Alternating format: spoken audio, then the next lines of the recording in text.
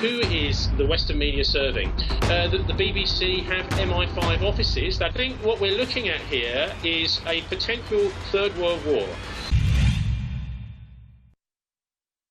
Well, in the West, actually, most of the mainstream press, that is the mass media, likes to think that it can control the outcome of elections. They have a tremendous amount of spin.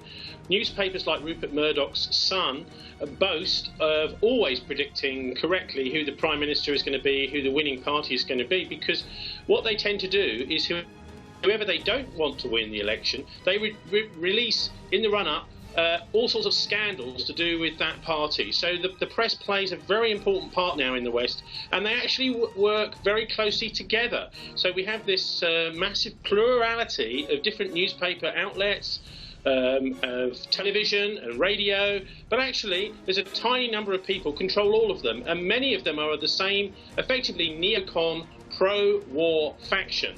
And there's actually very few who are against the sorts of Western interventions that we've seen, for example, in Iraq and Libya and now in Syria. The question is, who is the Western media serving? Effectively, the West is not really that interested in democracy. The big business likes to choose who the government is going to be. That's why in Britain we've had such a terrible problem, supposed problem, with the Labour leader, the opposition leader, Jeremy Corbyn, because he's actually not part of the big business elite, where Tony Blair, the former Labour Prime Minister, was. And so they like to have an opposition party that's, that has a right-wing bias, that is to say a pro-war bias. Now, the reason that I think that they are all thinking the same kind of thing is effectively what we've got is tax haven and tax dodging media corporations. They favour the Conservative Party because the Conservative Party in Britain, for example, is very much a party of the right.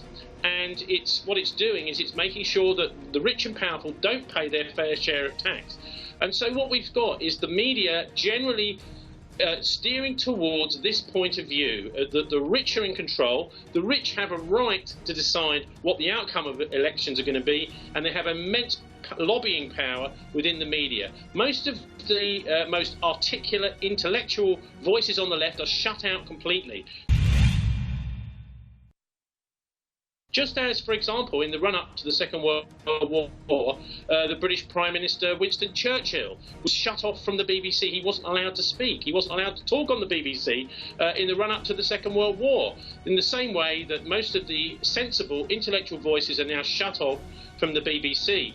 The BBC have MI5 offices, that is to say the Internal Security Service offices within the corporation, who actually exclude any really left-wing journalists from being promoted within the BBC.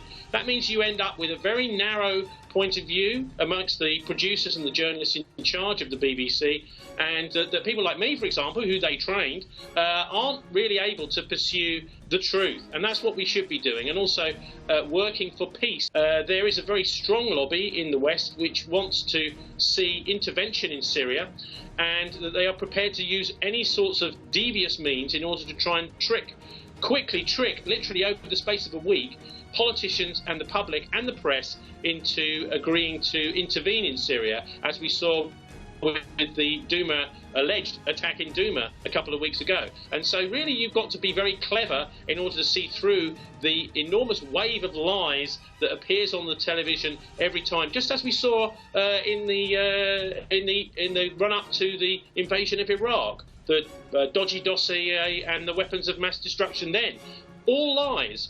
And what happened? It was the people who were trying to tell the truth, maybe that is the reporter Andrew Gilligan and the Director General, the boss of the BBC, Greg Pike, who was sacked for trying to tell the truth. So the media is a serious problem in the West, and that's why I think that they're all afraid of democracy.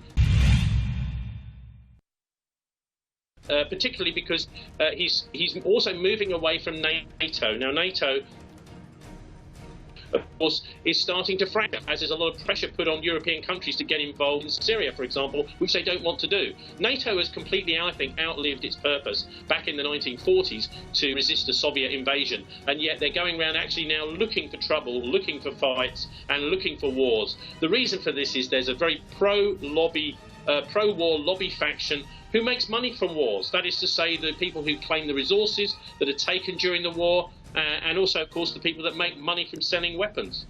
They're scared of Turkey, I think, because Turkey has decided to take its own route. What we see in the run-up to major conflicts, and I think what we're seeing now, boxes by the Americans, they believe something like up to 20 covert United States bases inside Syria. There is clearly a fight on for the country. You know, we've had the defeat almost now of ISIS, and yet the Western powers are still want to try and take the country. So ultimately, I don't know what's going to happen, but it seems like there may be a major East-West conflict between Russia and the United States, Russia and NATO for Syria. In that kind of scenario, what happens is you get what the American intelligence people I speak to call the hardening of the sides. Now, what that means is that every independent nation in the region is going to have to take one side or the other in the run-up to a major conflict. And I think Turkey is being actually quite brave in being independent and still trying to assert its independence. One thing I would say as well, I think what we're looking at here is a potential Third World War. And if you look at the statements of the Israelis, it's pretty clear what the plan is because there is no peace between the Israelis and the Arabs. Ever since 1995 and the fantastic peace rally in Jerusalem with Yitzhak Rabin, the Prime Minister, who was then tragically shot dead, is we've had Netanyahu in power. Netanyahu is not interested in peace, is because he's effectively a kind of Zionist fundamentalist. He believes the Bible has prophesied that there will be war in the Middle East.